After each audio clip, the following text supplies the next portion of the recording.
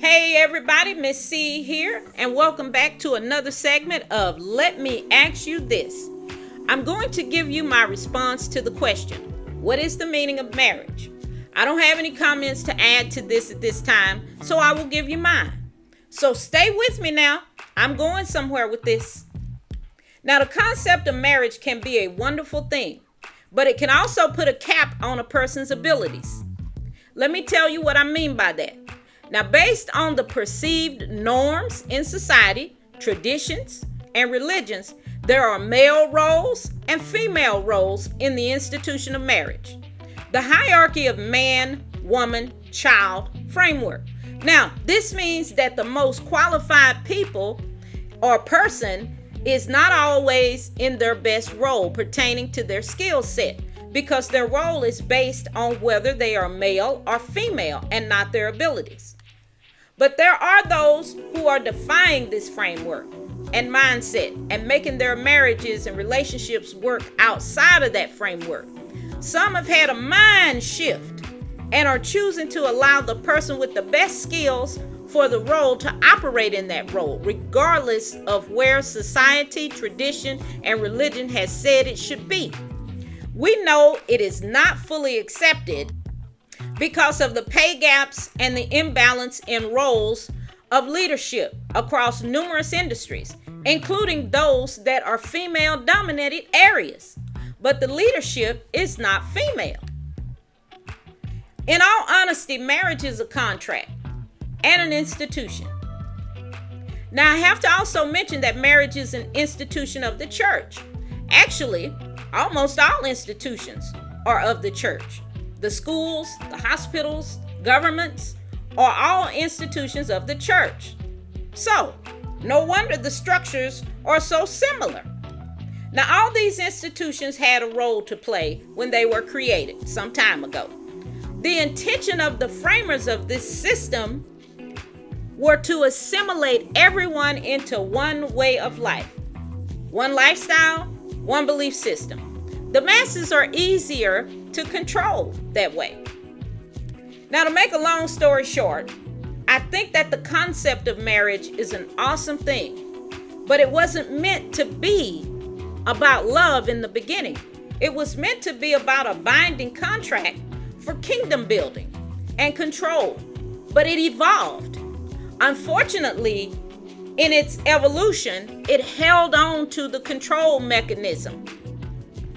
But we can make it evolve again. This time, let's make it evolve without the control framework in place. So you ask, how do we do that? Well, solutions. Stay with me now. I'm going somewhere with this. The first thing is not giving your power away. Well, first off, stop treating marriage like a status symbol. Stop making it a rite of passage. Although I do believe we need to take a look at rites of passage, but that is another video for another day. Next thing, start getting to know yourself so you will stop running around looking for someone to complete you. Stop looking for your better half. You should be whole before you try to bring anybody into your life anyway. So if you have not taken the time to know yourself, heal from whatever needs healing, and become whole, you are going to drag all of that mess with you right into whatever relationship or marriage you get involved in. Now think about this. You have all of your baggage that you're dragging, and then you meet someone and they have all of their baggage that they are dragging. And neither of you are aware of the basket load of mess that you are bringing with you into this relationship or marriage. And then you got the nerve to wonder what the hell went wrong when you got together. The next thing I will say is to take inventory of your life so that you know who you are, and then create your boundaries so you yourself know what they are before someone else tramples all over them.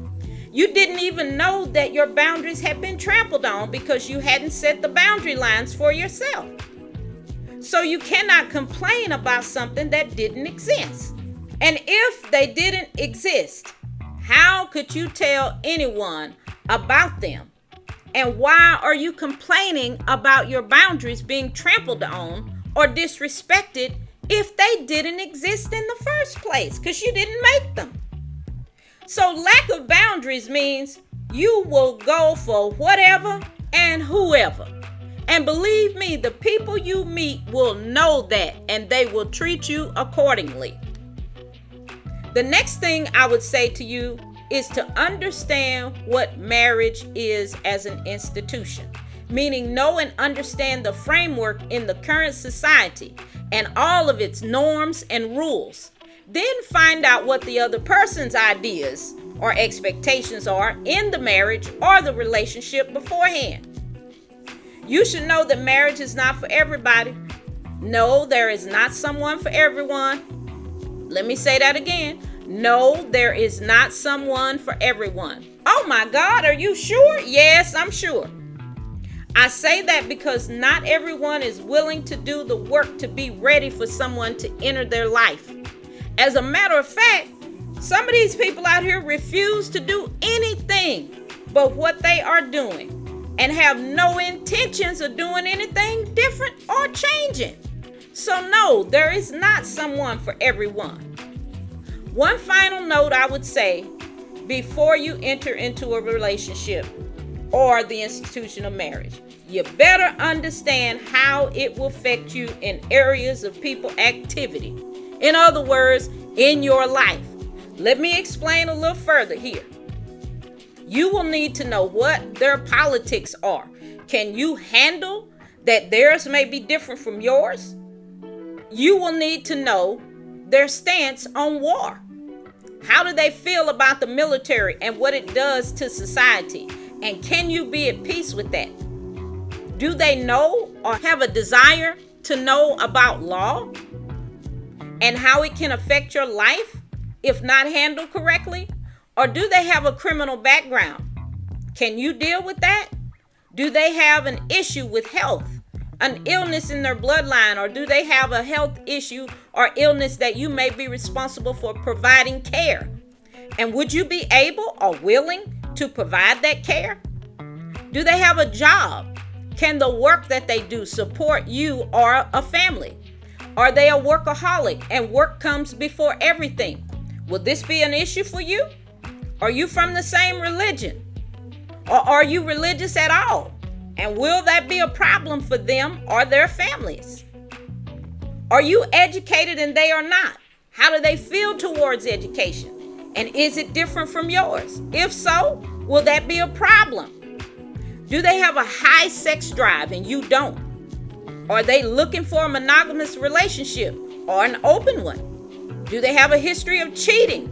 And if so, will any of these be a problem for you? Is there going to be a problem if you make more money than the other? How do they handle money? Is their credit tore up?